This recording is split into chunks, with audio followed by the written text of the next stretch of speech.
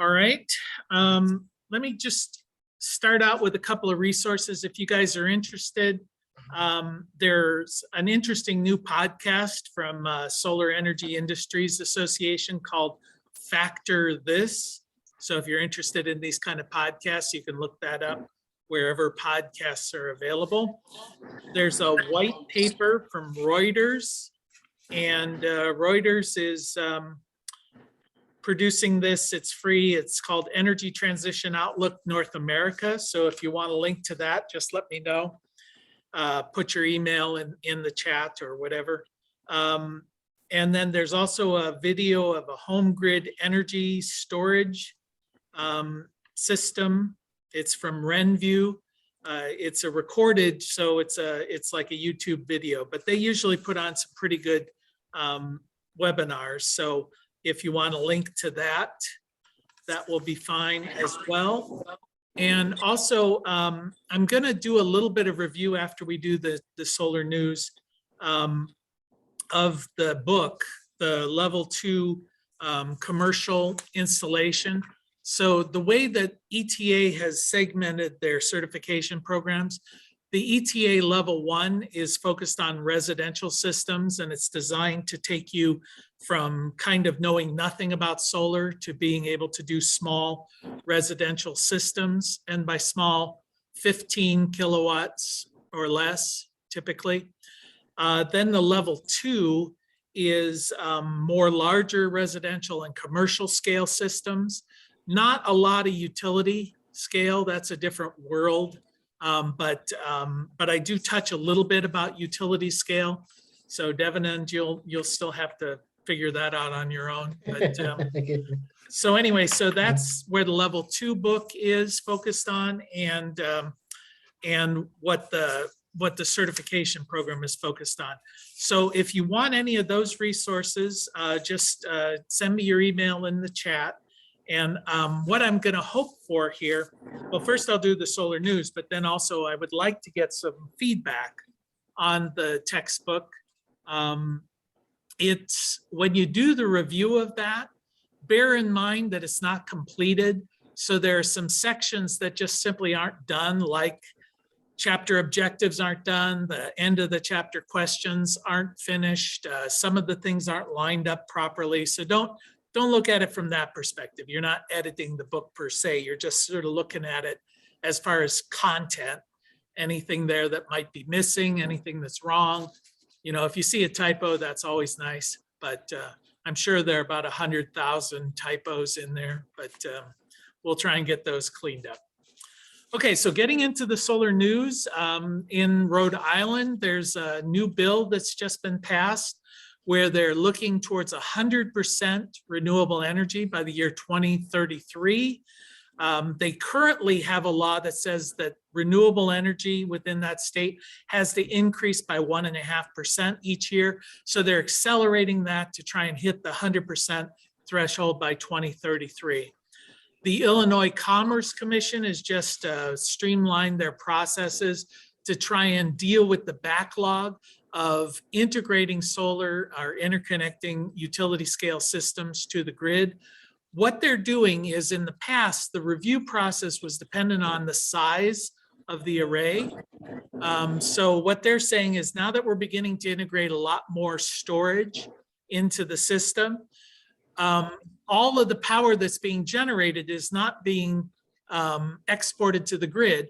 So rather than look at the impact from a perspective of the size of the array, let's look at it from a perspective of how much power is being exported to the grid. So a lot of these larger systems may not have the same level of impact, so they're hoping they won't have to go through that review process. Also, they're hoping to streamline or to make more transparent how utilities object to these interconnections. In the past, again, often the utilities said, nope, we don't like that because it's going to make our grid less stable. And the applicant is just left scratching their head going, okay, what does that mean? So the Commerce Commission is saying you need to give specifics as to what's happening here. And the third thing about this is you need to provide remedies in case you object to this integration. So those are the processes that they're hoping to deal. Some of you guys may be familiar with the Simplify battery bank system that's been out there on the market for a while. I didn't realize, but Briggs and Stratton, you know, the old lawnmower engine folks, bought Simplify last year, and they've just announced they're coming out with their own Briggs and Stratton / Simplify product. It's a 4.9 kilowatt hour lithium ion battery. Fort Bragg, North Carolina, the Army base has announced that they've just installed a 1.1 megawatt photovoltaic system at the military base. It's the largest floating solar array in the southeastern United States. It's integrated in with a 2 megawatt battery storage system.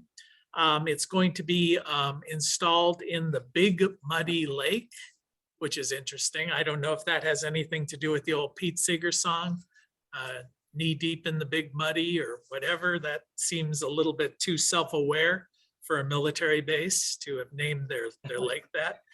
But currently about 2% of all of the new installations in the US are photovoltaic systems. Hadn't realized it was that much, but you know, what does that make? 1 in 20? 2 in 20. Nope, 1 in 20. Okay, so global solar paint market forecast is been announced from Tech Science Research. And the reason I thought I'd bring this up is I've talked a little bit in classes about solar paint, but apparently it's now becoming a thing. There's still no commercial products available in the marketplace, but solar paint is essentially they're mixing in photovoltaic particulates within an ink-based or a paint-based substance, and then you can silk screen or paint different materials to be a generating array. That's going to make a big deal as far as the amount of materials required for solar. The particulates, it can either be in a quantum dot kind of system or perovskite incorporated into this. So we'll keep our eyes open on what solar paint does here. REC, okay. Yeah. I have a question. How do you get the leads on that? So you've got solar paint. How do you put the two pieces of wire to connect to make the circuit?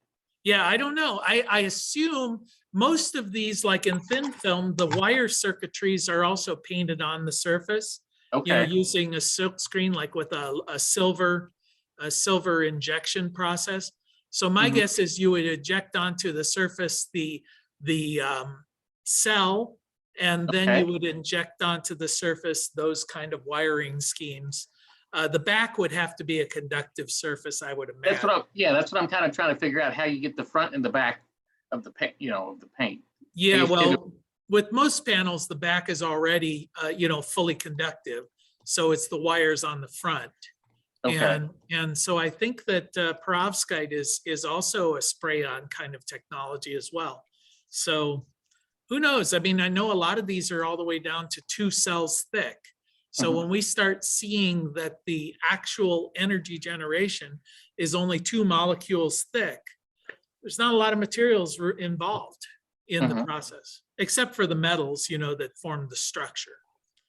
But those would typically, I could see an EV, electric vehicle, that's paint coating is conductive, which would be kind of interesting. And from a visual standpoint, there's no reason the wires couldn't be painted on in the same exact color as the module itself, so that it doesn't look like it's, Tron or something, driving around. So. Okay. Okay, interesting. Thanks. Yeah, it'll be cool. REC Silicon announced a couple of weeks ago, I mentioned about REC Silicon's opened up some module production plants in the US.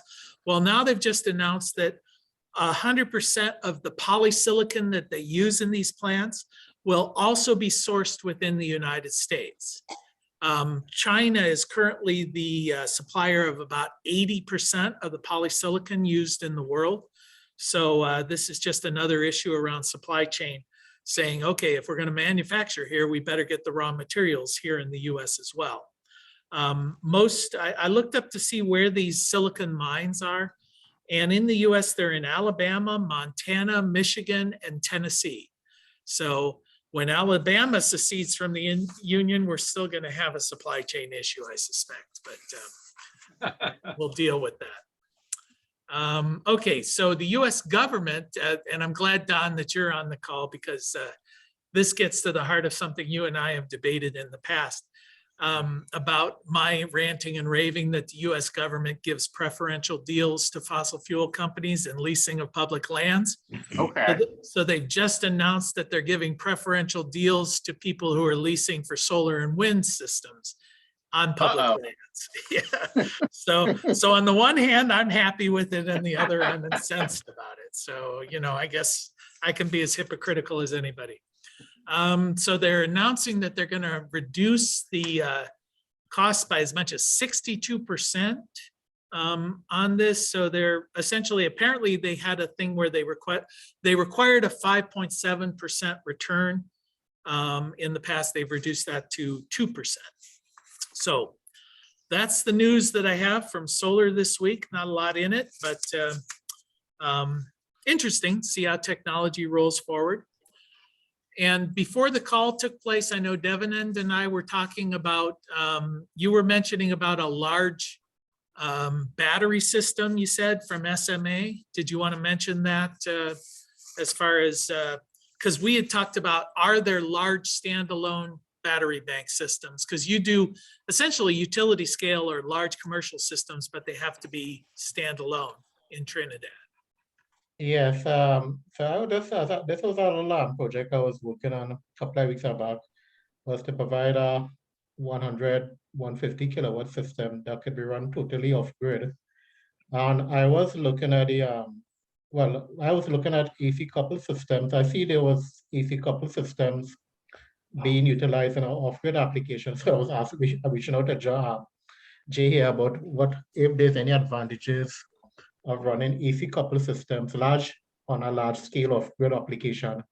And there was some concerns, of course, AC coupled systems. How does you start back the inverter when the battery runs low? So I would assume there must be some black stack capability, either by running a genset to it or having a separate DC coupled system attached to the battery bank. But I don't know if anybody here have any information about running large scale utility, off-grid system with those type of specifications, and any information about AC coupled systems that could probably provide a solution for that. Okay, so just as a little bit of clarification too, the difference between AC coupled and DC coupled systems is typically with an AC coupled system, you have the array being converted from DC energy into AC energy.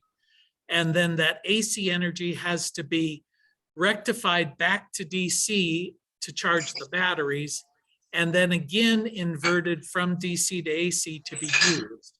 So at first blush, it seems that that would be a very inefficient process, because you're going from DC to AC, then from AC to DC, and then from DC to AC. Whereas a DC coupled system does that only one time.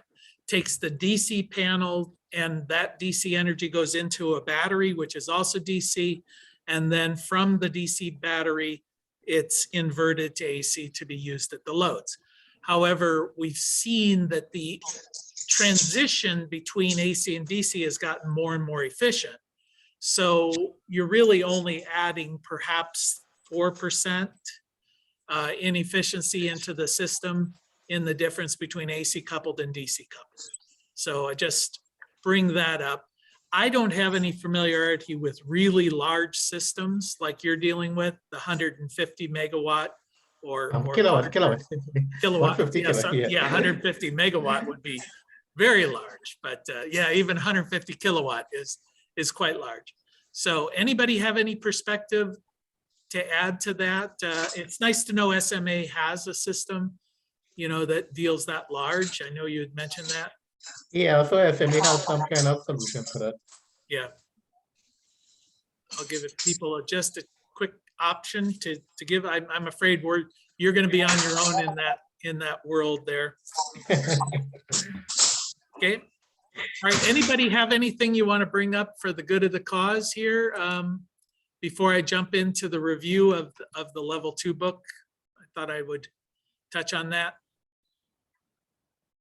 Okay, what I wanted to encourage, because we've had a number of people join since I mentioned this before, if you want to get a preview copy of the commercial and large residential design and installation book, just send me your email in the chat here, and I'll get you a link to that file.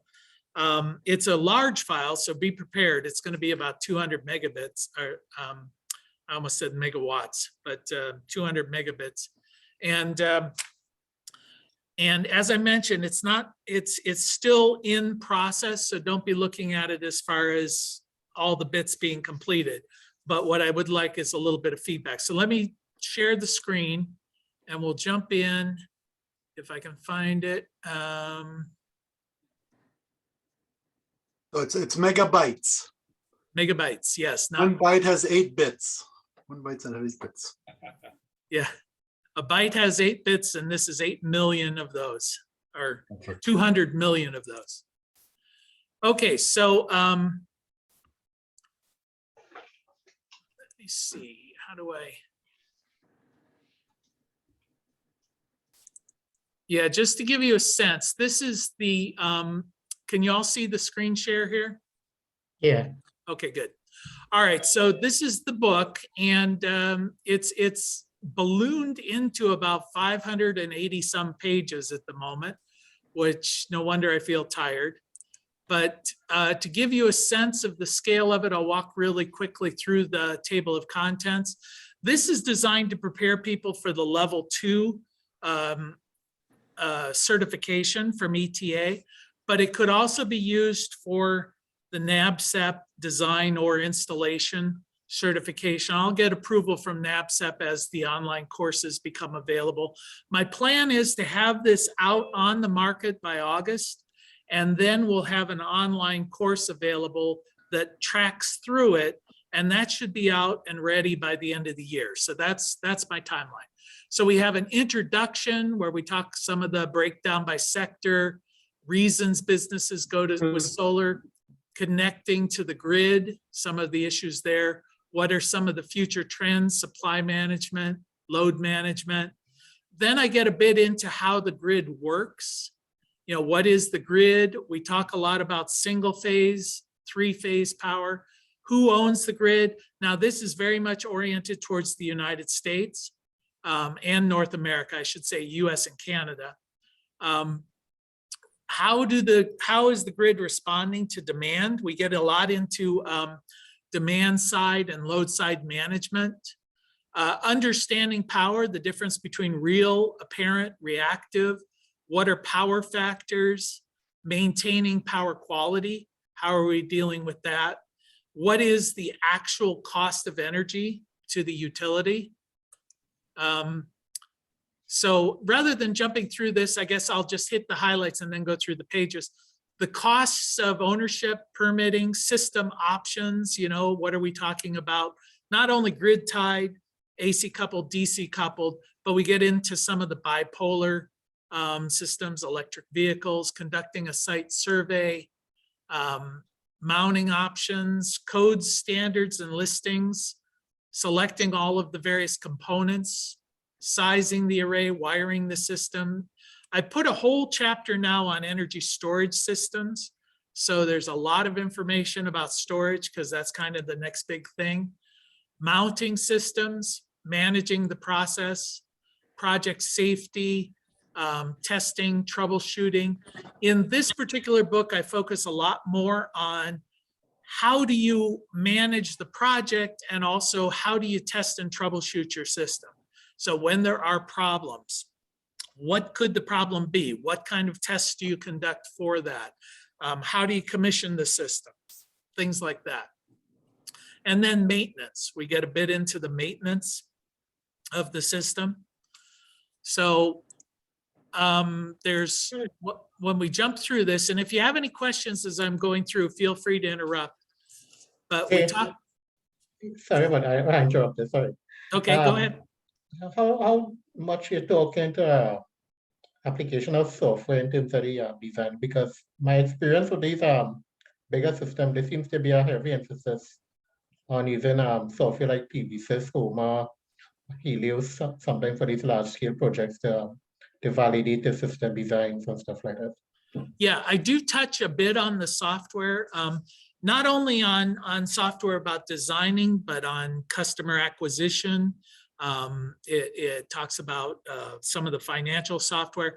Primarily what I do is, rather than try and walk you through the software, I say, here are some of the features that the software deals with.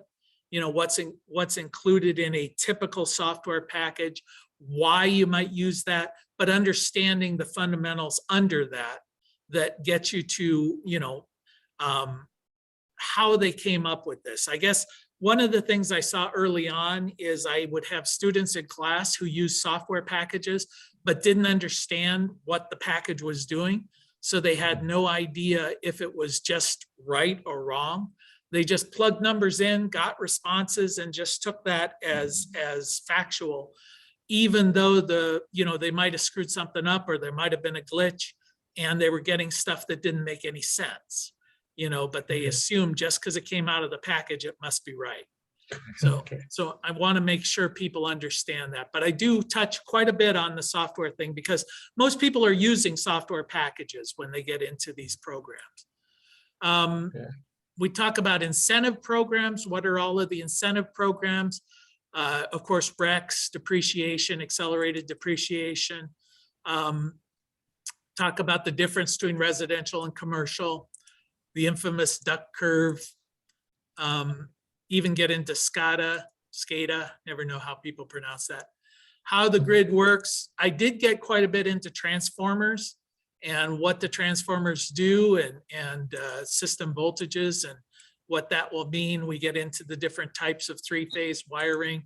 So of course, this gets a little bit more technical, obviously, you would hope, from the level 1. It does assume a basic knowledge. So it assumes you've gone through level 1, although there is some redundancy, because I can't talk about some things without getting a little bit basic about it, so base load, demand side management. We talk a little bit about load shifting, load shedding, power factors. We even get into how to size capacitors to deal with power factor issues in an existing building. Real versus imaginary, leading, lagging power factors. Talk about noise, harmonic distortion on the line. So this is starting to feel almost like a real textbook as opposed to just all this introductory stuff. Energy storage on the grid, pricing schemes. Do talk a bit here about capacity factors. That's going to be an issue. I'm starting to see a lot of stuff in the literature saying, okay, we're building up solar, but what happens when we have to curtail it because demand at the moment is not meeting supply? And how can we deal with that? And of course, storage is the initial answer, but we're going to have other issues there as well that we're going to have to address. PV installation on, and what's the utilities of the future? Ownership, permitting options. Get a lot into California because there's the mandates that are going on there that are driving the rest of the country. So we're seeing some of the all new building, all new construction has to have solar. So we talk a bit about that. Some metering, retrofitting, dealing with power factor. Do try and go through a lot of commercial billing so that people can understand. So if you're talking to a commercial client and you can talk to them about why or where their payback's going to be. So we touch on that. I find it interesting. We're already up to almost page 100. We haven't actually gotten into the design of a solar array yet, but there's a lot of background. We talk PACE financing, permanent loans, solar leases, power purchase agreements. All of these are issues when you start getting into commercial scale. Again, financial incentives, how that's going to work. Blended costs, dealing with the various permitting agencies. Solar App Plus, this is a new feature that you're seeing in some jurisdictions. So I wanted to get into what that means, what that's going to mean to the industry, historical issues. Now we're getting into system options, touch on grid tied, talk about the rapid shutdown provisions, not only from the 2014 to the 2017. Now we're into the 2020. There are some changes there in rapid shutdown. And it's important to note the different codes because different jurisdictions are still operating under different versions of the code. Auto transformers, load shifting here, current transformers. See what else? Oh, Ripple. Ripple is always fun. Ripple control. Using microinverters in larger systems. Bipolar systems. This is something that's not very common, but it's out there. So I did raise that. I did get a bit more into monitoring and also integrating generators into solar arrays. So there's a bit about that, microgrids. Then I tried to talk about electric vehicles, and we even get into like the different plug-in charging configurations, the different types of charging stations. And we get into vehicle to grid, vehicle to home, vehicle to everything, what that's going to mean to the industry, to the world. Conducting a solar survey. These are local rules, just going through the application. Here's somewhere we talk about some of the remote software, the design software for remote site assessments, things like that, LiDAR imagery, what are the issues there? Of course, using PV watts, mounting options. Talk a little bit more about ballasted systems, of course, because this is commercial, so that's a bigger deal than in residential. And I also tried to get a lot into tracking systems. So there's more information about that. Also talking, this is more in the agricultural world, but a lot of these Butler style buildings are designed to just hold up the minimum. So you might have some weighting issues. These are kind of those prefab metal buildings that you see in some industrial situations and also in agricultural situations. So talking about what you're dealing with warranties on roofs, setback issues, loading issues, flat roof, shadings, east-west, inter-row shadings, of course, ground cover ratios, what those mean, estimating spaces. Some of the restrictions you're going to run into for ground-mounted systems, of course, site preparation, different types of tracking systems, issues around uneven terrain when you're setting up a tracking system and what that means in a commercial system, doing some of your soil measurements to figure out, is the soil going to be suitable for the array? Ways of foundations for ground-mounted systems, building integrated, total resource factor. This is a big issue with grants and some financial incentive programs when you're dealing with, did you meet the total solar resource fraction or factor? So we get into that and explain how that works. Height restrictions, hooking in. So we spend up a lot more detail when you're dealing with connecting to the grid. With a residential system, you typically are connecting in as a load side connection in an existing service panel. But in a commercial system, you're going to be dealing with supply side connections a lot more, and perhaps with transformers, things of that nature, step up, step down transformers, what that means. Switch gear, what that is involved in, conduits, raceways, things of that nature. And we get a lot into the batteries. There is a lot of new regulations, the NFPA 855. So I tried to deal a lot with that as far as some of the regulations, as far as how batteries can be stored within a building. So that is a big issue with commercial, but it's also an issue with residential. NEMA fire ratings and things of that nature for these. And then I also got a bit into drones because we're using drones a lot more in solar. And there was some information there that I wasn't aware of, such as when I was going out to do solar assessments, I would bring along my little drone so that I could send it up in the air and take a picture of the roof without actually having to climb up on the roof. But then in doing the research here, I found out that if I did not have a FAA license for my drone, then because I'm being paid to do this assessment, I could be subject to a $32,666 fine for each violation for the drone. So I decided I should just go out and buy an automatic AR-15 or something, because it's a lot easier and I don't have to license that. So Yeah, if is there a finder's fee for turning people in? I'm sure, yes, Don the narc coming to Just me checking. from Kentucky, you know? So I'm actually going to go, there's this class here at Zane State where I can get my drone pilot's license, but it's not a cheap or easy process, which is amazing. So site hazard assessments, of course, is there.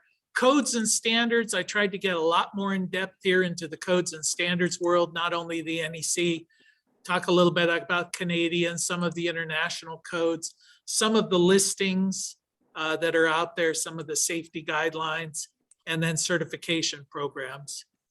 Getting into selecting the components. Here, I tried to get a lot more into what are the different types of silicon cells and thin film cells. Talked about light-induced degradation, which is a thing where you can lose as much as 80% of the panel's output fairly quickly.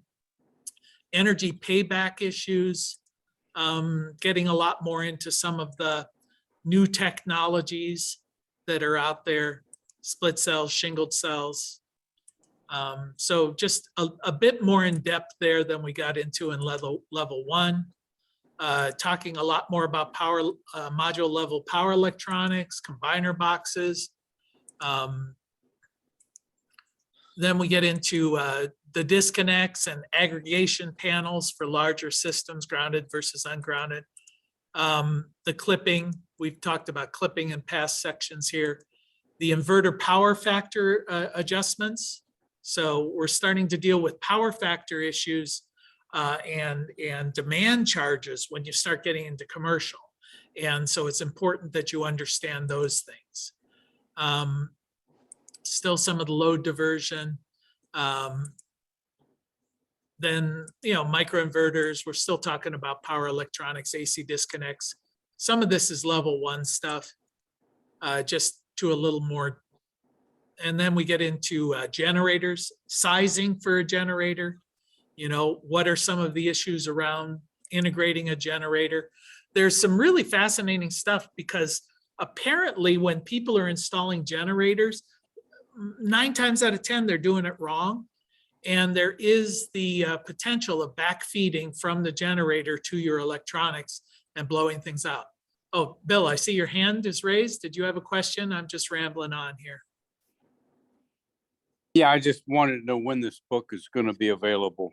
Yeah, I'm hoping that it'll be ready for publication, you know, to buy the physical copy in August, probably mid to late August. If you want a copy to preview, just send me your email and I'll ship it off to you. I'll send you a link for that. But the book itself will not be ready for print until August. So if you're teaching classes, the goal is to have it ready for the fall semester, you know, to be out there. But most people, when they're teaching, they actually do the introductory course in the fall, and then the advanced course is not until the winter or maybe even the spring. So I'm not too worried about that. And sizing the array, we get into that, you know, how you determine the size. That's all pretty straightforward. I think not a lot of changes in that world. String calculations for module level power electronics. Doing rough calculations on space that's required. Wiring the system, of course, wiring is always one of those complex things as to how to determine. I get a lot more into formulas in this one. Talk a lot about voltage rise, not only voltage drop, but voltage rise issues, overcurrent protection, some of the wiring schemes for large arrays, whether you wanted to do it as a direct or home run type wiring scheme. So we talk about that. Backfeeding when you've got multiple disconnects and issues around that. Some of the effective ripple there, termination ratings. A lot of difference about how to connect in with the utility. I've got a lot of different scenarios that are mapped out as to how you can make those connections. Dealing with wire separation, labeling, raceways. Oh, this was one. I kind of debated whether I wanted to do this or not. EMP hardening. So this gets into the world of preppers a little bit, but you know, we're talking about how do you deal with systems where EMP, electromagnetic pulses, might be an issue that can fry out. So a lot of the preppers will like wrap up their laptop in aluminum foil or whatever, build a Faraday cage. But I wanted to deal with this because there are some natural issues, you know, solar flares, things like that, that could be an issue. And they do sell military graded EMP hardened material if that's something that people are dealing with. So if you're dealing with a contract with the military, you know, it's a real thing. So I thought people should be aware of it. Okay, did you put in there what kind of batteries you need to use with those systems? That's an issue. I don't know if you use a lithium ion battery, it won't work. Oh, really? Correct. No, I didn't know that. Neither did Alt-E when they sold me the lithium ion batteries. So now you won't survive the zombie apocalypse? Oh, that's just for the house. The farm's got the right stuff. Oh, okay, so that's The where house you're was gonna just kind go. of the test run. Okay, My communication with this company, Sol Arc, is that they make their 12 and 15 kilowatt inverters EMP hardened as well. Yes. yeah, So that is, Yes, and they're in fact, they're the ones who I've gone through this with, and they're the ones who have tested all the different lithium ion batteries. The problem is the what is it, the BMS, the battery management system? yeah, Those electronics won't survive. okay, yeah, it makes sense, yeah. Yeah. That's why they said if you have a dumb, you know, old-fashioned kind of batteries, that would work. yeah. And it's interesting because when I was doing the research, there have been a number of events in the not too distant past that might have been very catastrophic, you know, with EMP. There was one, I think in 2018, something like that, that the huge solar flare that just missed the earth. Yeah. You know, there was one in Quebec back in like the 1980s that blew out most of that province's grid. You know, so it's basically, I mean, it's a legitimate concern. Yeah, it's supposed to, I mean, eventually, the odds are sooner or later, if you keep spinning, throwing the dice, it'll happen. And what was it, 1850s, they had the Carrington event? Yeah, when they blew out the telegraph system. Exactly. And I guess they said just measuring that, if you had one of those level things that blew out the telegraph, imagine what it would do to real electronics. Yeah, and they said that today's electronics are 1 million times more susceptible to EMP than the electronics of the 1960s, which is when most of these studies were done. Yeah. You know, during the Cold War. Now we get into some of the energy storage systems. So as I said, I tried to deal with focus a lot more on energy storage, ESS. There's still a debate out there, and I have not been able to find the information on it. You remember if you went through the level 1, it said essentially years ago, clear as day, that battery systems could not be more than 50 volts DC, which was essentially that 48 volt systems, that's what you were limited to within structures. Then they got into this world of ESS, and they put in a provision saying, okay, for these systems that are integrated in with solar, you can raise that limit up to 100 volts. And that was put into, I think, the 2017 code. Then they also said if these terminals are inaccessible, then there is no upper limit on the voltage. So if the system was self-contained and could only be worked on by a technician, then we weren't worrying. And that was to deal with the Tesla power walls and things like that, where they wanted to get it up to 600 volts or even 1,000 volts or whatever. Then somewhere along the line, they simply changed the battery reference of the 50 volts to say these systems now must comply with this other area that they were referencing. So I think the 50 volt limit just disappeared without a lot of fanfare. But there are still a lot of people out there insisting it still exists. But I can't find any place where it actually says that in the new code. So if somebody can find a source, that would be very helpful. But it's my sense now that the limitation is 100 volts, unless it's self-contained, and then it's unlimited. So I'm looking at some energy storage systems here. It's a Chinese company, of course. 96 volts, 120 volts, 192 volts, 384 volts, and they keep going up to over, to say, over to about 720 volts. yeah, So I wonder how these things would play off with respect to the codes and standards. yeah. Plus you also have that confusion of which code, which code is the official going to be looking at. So usually they say that if you're complying with a newer code, that's fine, even if they're under the older code. But in this case, it's an unusual situation where it seems like the new code is less restrictive than the old code. So you might get a code inspector who says, hey, I don't care what it says in the 2020, we operate under the 2014 and we're going to limit it to 50 volts. So, I had a discussion in Trinidad. We have our electrical inspection body, which is our basically the authority having jurisdiction, right, for inspecting PV systems. And when I brought up that question about high voltage DC and battery banks, the chief inspector in Trinidad tells me we operated under the 2011 National Electrical Code version. And he was telling us that that is their minimum requirement.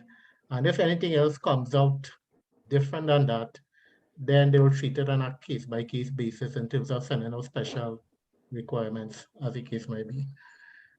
Because I did bring up that question in Trinidad, if battery systems at high voltage were installed, how are they going to treat it from an inspection point of view? yeah. I'd be surprised if they had a problem if the terminals were inaccessible.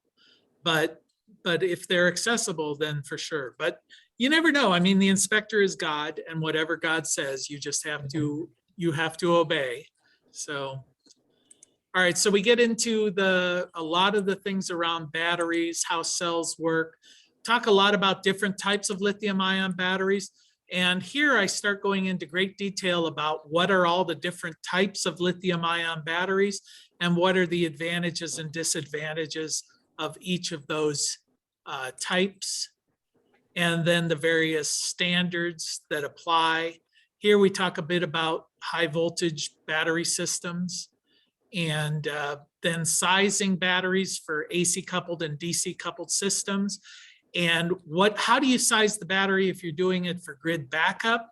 How do you size the battery if you're doing it for self-consumption, which is another motivation for putting it in? And how would you size the battery if you're dealing with it for peak shaving? So those are different motivations. If you're using lead acid, in the case of Don, where he wants to survive the zombie apocalypse, how would you size your battery bank for lead acid as opposed to lithium ion?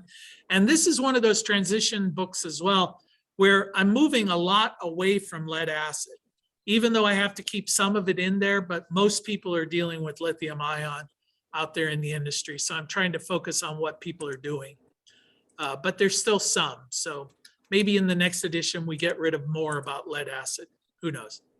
Then mounting systems, roof mounting systems, tributary areas, railless, flat roof, ballasted, ground mounting, how to set up the different things. Here's some more online systems for tracking.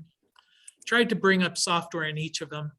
Then here's managing the project. And this is actually quite a large focus within this.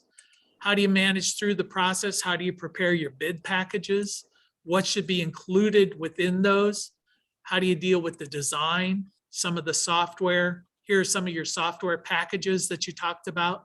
Customer identification, customer relations, system design, financial risk management packages, operational energy management, things like that. Project team, managing the budget, dealing with subcontractors, utilities, the authorities having jurisdiction, what should be in the package, documentation, customer orientation, project safety. This is basically an OSHA 10 lesson, in a chapter. So we talk about those various safety issues. That hasn't changed. This chapter hasn't changed a lot since the last book. Testing and troubleshooting. Here we talk about what to do when you're inspecting, checking, your connections, how to do different tests, voltage and current tests, doing an insulation test with a megometer, how that goes through, checking for PID, how you would deal with that. That's the potential induced degradation. That's a big issue with panels now, how to correct it, how to start up your inverter, how to test for energy production, testing the phase rotation in three phase systems, unbalanced loads, dealing with that, soil types, testing for soil, testing for conductivity, resistivity, looking for ground faults, how to deal with that, dealing with arc faults, power correction factors, how you would deal with that. If you needed to install capacitors to deal with high power factor issues in your commercial systems, and then troubleshooting if it goes down. Going through the inspection process, what kind of codes, what's out there that you got to document, how do you deal with it? Labeling, focused a lot on labeling here. What are all the different labels that are required and where are they required? And then when you do your checklist, I just incorporated a checklist to walk through your project. And then maintenance, what's required. What about warranties? Talked a lot about the warranties. Damages, typical damages, corrosion issues, mounting systems, things like that, battery warranties. And I think that may take us to the end. Yep. So that was a sort of a quick walkthrough. Does anybody have any initial feedback on it?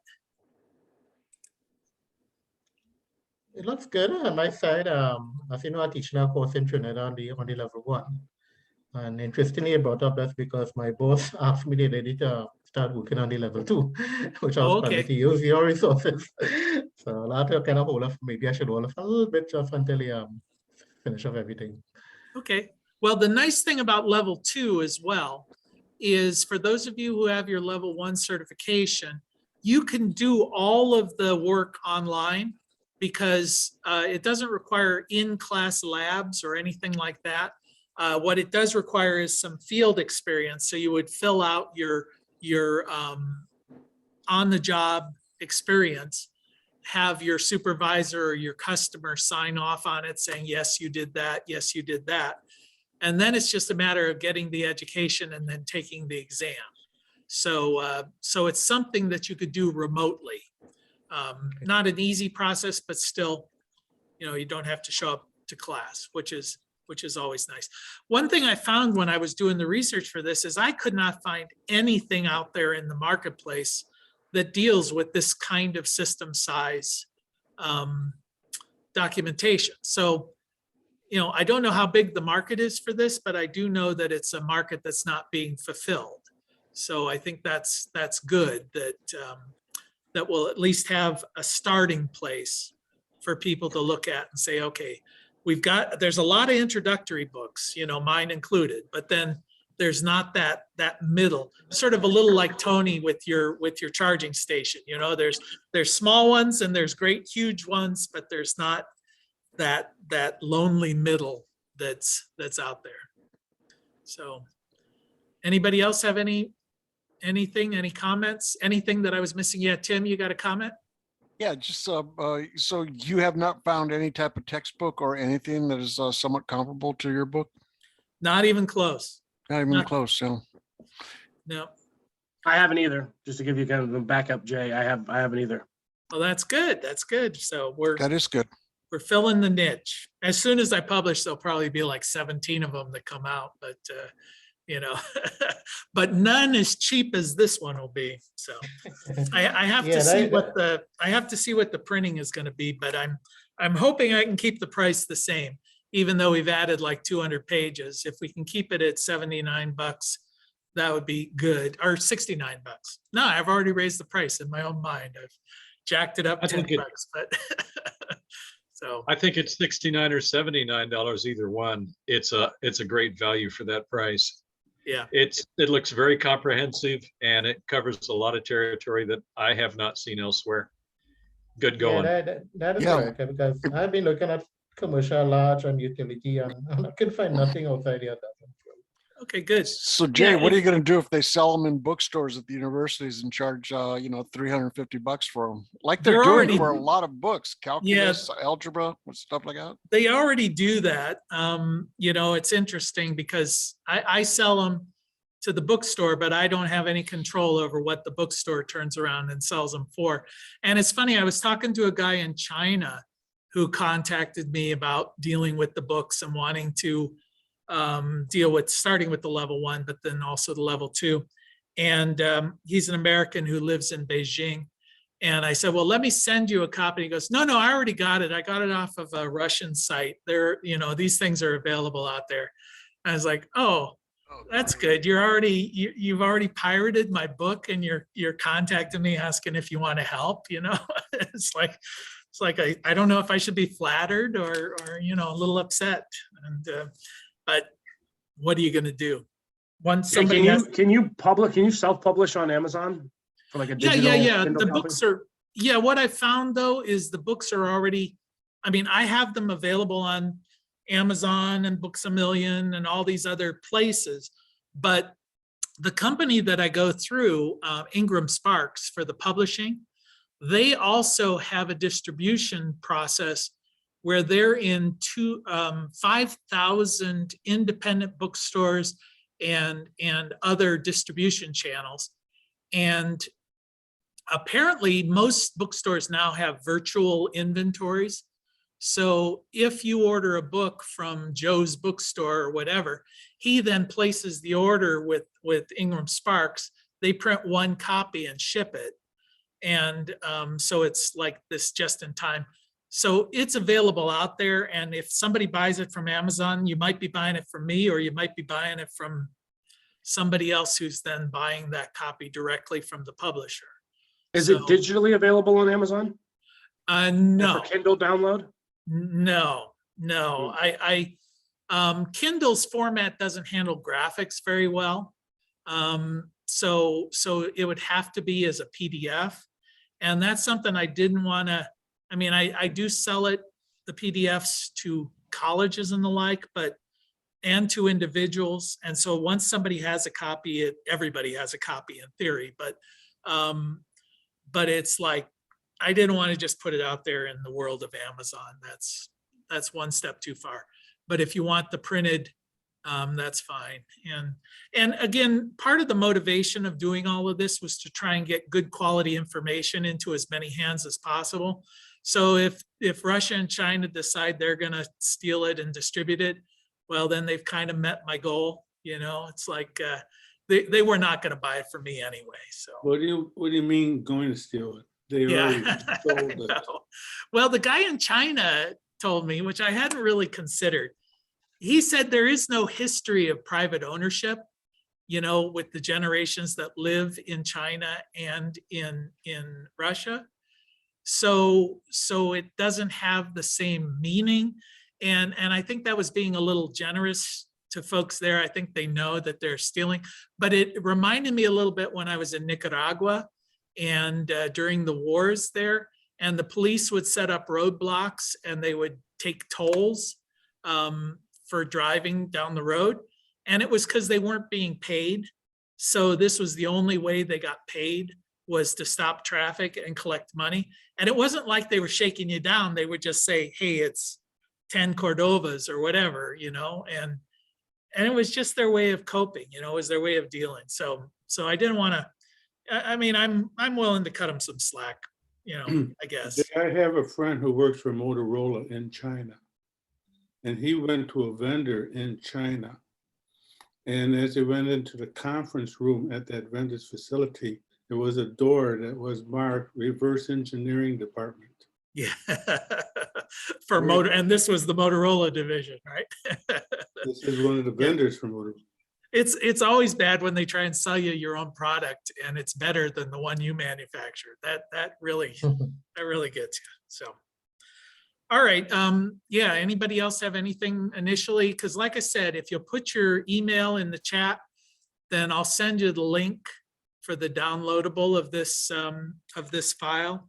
And if you wanted any of the white paper or the link to the video, just note that as well. And I did mention about Factor This podcast. If you're interested in that, give that a try. I think that's all I had. Anybody else have any comments before we call it a day?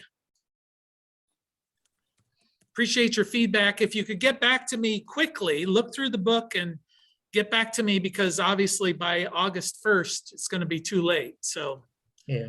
Any feedback would be helpful. All right. Take care. See y'all next week. Thank you. Bye-bye.